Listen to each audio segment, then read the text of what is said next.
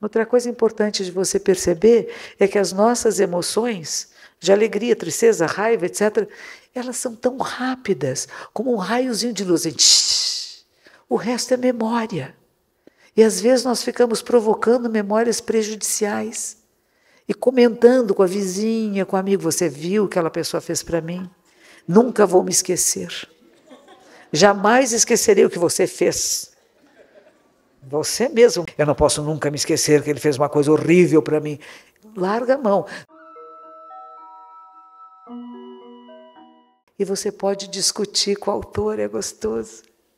Não precisa concordar. Você lê e fala, não estou de acordo. Se quiser, você escreve uma carta para a editora.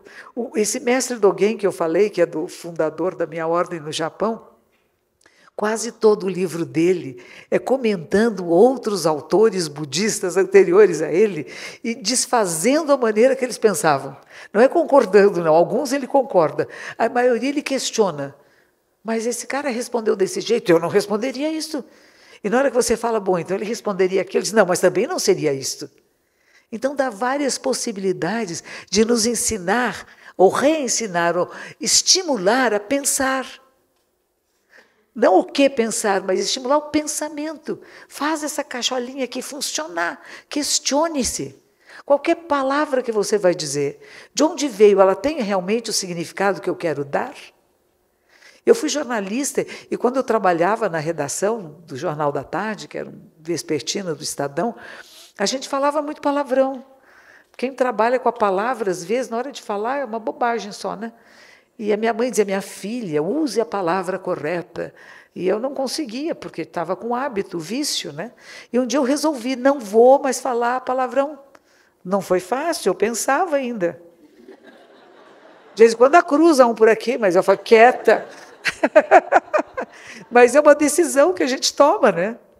E quando eu comecei a aprender a falar inglês, eu falei, eu queria falar inglês muito bonito, muito polido, muito educado, não um inglês muito popular, mas foi um pouquinho. Melhor foi quando eu fui para o Japão, porque eu não falava nada de japonês. Eu entrei no mosteiro feminino, onde as meninas todas japonesas são educadas a falar da forma mais polida que existe no Japão. Eu acabei aprendendo um japonês, no começo, muito rude, porque é aquela que não fala.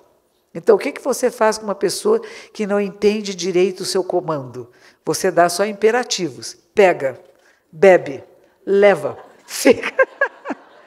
Aí chega um grande professor que estava tendo uma entrevista com a nossa superiora, uma sala especial onde ela o recebeu, e cabia a mim, naquele dia, preparar o chá. É um matcha, é um chá misturadinho, assim, que você bate e leva, e é uma coisa muito educada de se fazer, eu tinha aprendido tudo em silêncio.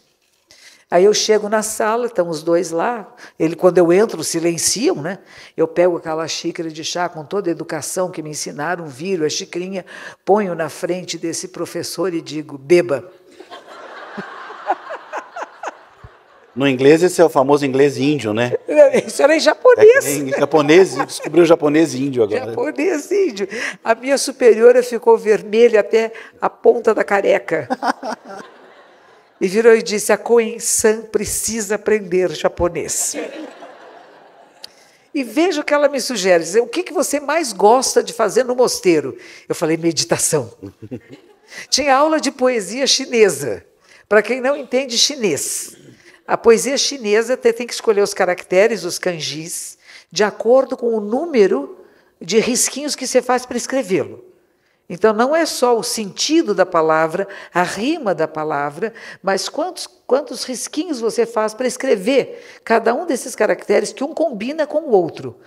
Então, para mim, aquilo era extremamente difícil. O professor era hábil, ele era engraçado, divertido, ele fazia piadas, desenhava no quadro, a aula era muito agradável. E eu perguntei para ela, eu não posso ir na hora da poesia chinesa? Não. Você vai na hora do zazen, que é da meditação, que é o do que você gosta, porque aí você vai aprender mais rápido. Meios hábeis pedagógicos. Realmente eu procurei aprender o mais rápido possível. Aprendi um pouco, não aprendi muito, mas foi muito importante essa percepção da maneira que você fala. E dos livros que eu fiz com os professores, que são professores universitários, eles têm um português muito correto, um português castiço. Eles falam com muita clareza, depois de 30, 40 anos dando aulas. Eles têm analogias engraçadas, analogias até algumas vezes fortes, brincadeiras, que é para chamar a atenção de uma população que às vezes entra na sala de aula muito distraída, né? Mas eles falam perfeitamente. Então, na hora que chegaram os textos, depois para nós fazermos a revisão, eu vi que eu tinha tanta coisa a rever e o deles quase nada. Fiquei bem envergonhada. Aí eu percebo que a minha maneira de falar não é exatamente a maneira que eu escrevo. Então, se vocês pegarem um livro meu, vocês vão ver que há uma certa diferença entre a maneira que eu falo e a que eu escrevo. A deles, não. Eles falam igualzinho que eles escrevem igualzinho do jeito de falar. Eu, por exemplo, do jeito de falar, não pode ficar num livro, né? Do jeito de falar. Percebeu? Tem que ser do jeito de falar. Percebe? São coisas que eu acabei criando uma linguagem mais simples para atender a um maior número de pessoas que possam compreender de maneira mais básica o que é a mensagem principal. E a mensagem principal é dizer, primeiro, aprecie sua vida, viva com plenitude cada instante, porque o tempo está passando, está rolando sim, e você é esse tempo. Não deixe para amanhã o que você pode fazer hoje. Olha lá, Brumadinho. Brumadinho, para mim, é um exemplo muito grande dos nossos descuidos, não deles, mas nossos. Estou tendo um rompimento de relacionamento e eu vou deixar estourar, porque, afinal de contas, amanhã vai ser melhor, outro dia eu cuido. Não tem outro dia. A dificuldade que você tem hoje, por exemplo, hoje fala no Brasil muito em feminicídio, não é verdade? Mulheres que são assassinadas. A primeira briga que você teve com o cara já é Brumadinho, filha, está rompendo ali. Você vai deixar? Porque não é só você que morre, ele morre junto. Uma pessoa que mata alguém morre junto. Filhos sofrem, familiares sofrem. É uma coisa que grande população acaba sofrendo com o assassinato.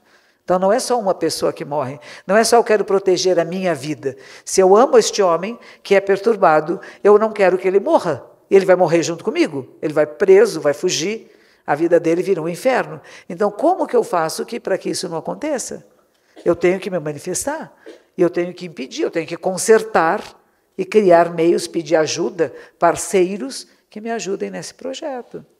Tem uma freira, uma monja beneditina, muito minha amiga, em Rio Branco, no Acre, e ela vive me mandando notícias de abuso sexual de crianças, que não pode ser permitido. E é uma coisa que no Brasil ninguém quer conversar sobre isso, mas acontece. E a gente tem que dizer, não é admissível. O tio, o avô, o primo, e os homens que vêm da Europa para cá.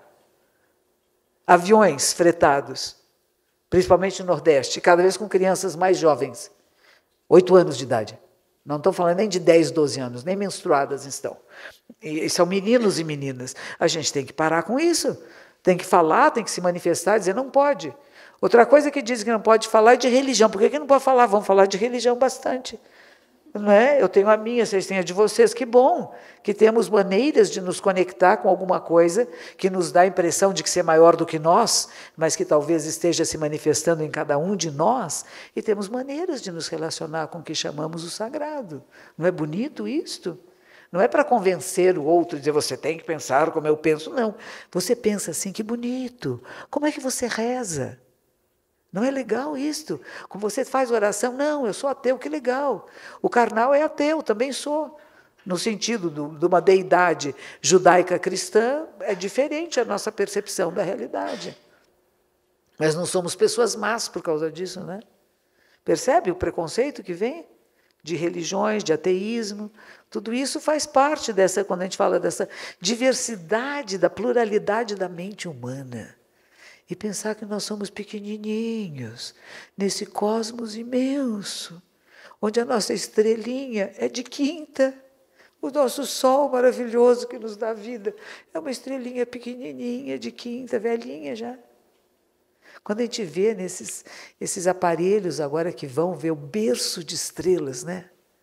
Onde nascem as estrelas, É lindo, é meio cor-de-rosa, meio amarelinho, meio azulzinho, né? Aquelas cores que a gente põe em bebê.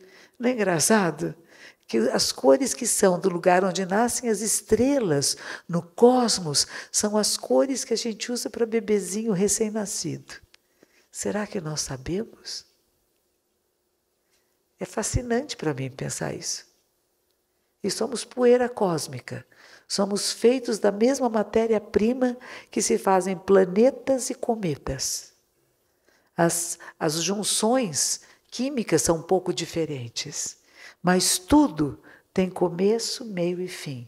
A nossa vida tem, nossos relacionamentos, traições têm começo, meio e fim. Não trai para sempre. Outra coisa importante de você perceber é que as nossas emoções, de alegria, tristeza, raiva, etc., elas são tão rápidas, como um raiozinho de luz. O resto é memória. E às vezes nós ficamos provocando memórias prejudiciais e comentando com a vizinha, com o amigo, você viu o que aquela pessoa fez para mim? Nunca vou me esquecer. Jamais esquecerei o que você fez.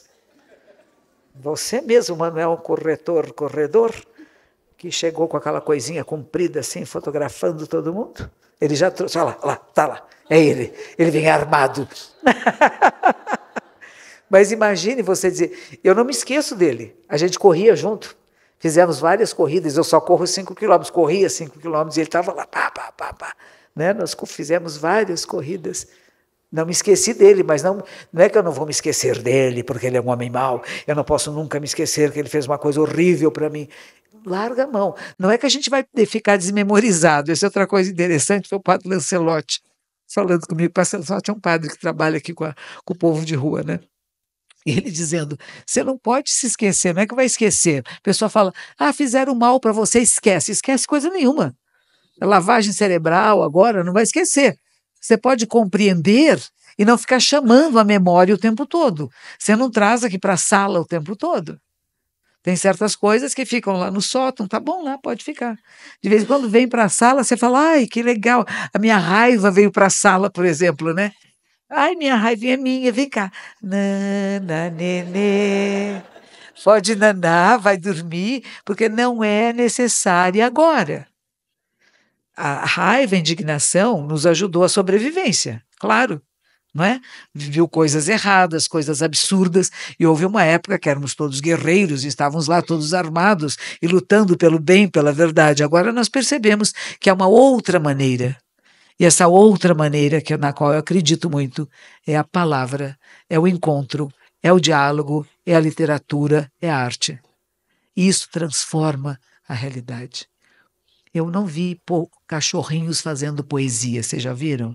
Talvez eles façam, mas nós não entendemos, nós entendemos a poesia e a poética da mente humana.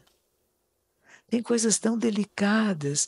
Uma coisa que eu gosto muito no Japão fala assim, que quanto mais brilhante for a lua, o brilho da lua, quanto mais claro for, mais profunda é a sombra do pinheiro. Não é lindo isto? Você vê isso, não vê? São 4, 5 palavras. O brilho da lua, quanto mais forte seja o brilho da lua, mais profunda é a sombra do pinheiro. A gente vê a lua e o pinheiro e a sombra. É extraordinário. E nós estamos aqui num teatro que não tem nem lua nem pinheiro. E de repente na nossa cabeça, todos nós não vimos essa imagem? É extraordinário o que a gente pode fazer com palavras. E podemos usá-las para o bem coletivo, para o despertar da mente humana. A minha proposta é que todos os seres conscientes, todos, naquele também, não é aquele não, esse também, todos podem despertar, todos, sem exceção. É só uma questão de tempo.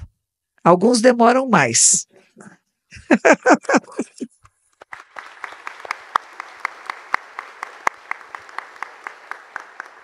Falando do Cassiano Ricardo, que é um poeta que eu gosto muito, ele tem um verso sobre um tempo que é maravilhoso. Eu lembrei agora. Ele diz assim, não foram os anos, não, que me envelheceram. longos, lentos, sem frutos. Foram alguns minutos. Que lindo. Não é bonito? Lindo, E é o tempo, né? A força daqueles mínimos acontecimentos da vida que transformam a gente. Que vão nos transformando no dia a dia. E a maneira que nós nos comportamos nas coisas pequenas do dia a dia que transforma a realidade. Porque às vezes queremos só nos envolver em grandes projetos, né? Eles também são importantes, mas como que você se comporta cada dia, em cada situação que se apresenta? Da vida, sua própria vida, né? E o tempo? O tempo é o tempo. Lembra de uma coisinha que dizia assim, o tempo perguntou para o tempo, quanto tempo o tempo tem? E o tempo respondeu para o tempo, que o tempo tem tanto tempo, quanto tempo o tempo tem. Lembra-se? É uma delícia isso, né? Você veja, isso quando eu era criança. Isso é uma coisa muito antiga, da época dos meus avós e talvez dos pais deles, que já se questionavam em brincadeiras de roda. O tempo pergunta ao tempo quanto tempo o tempo tem.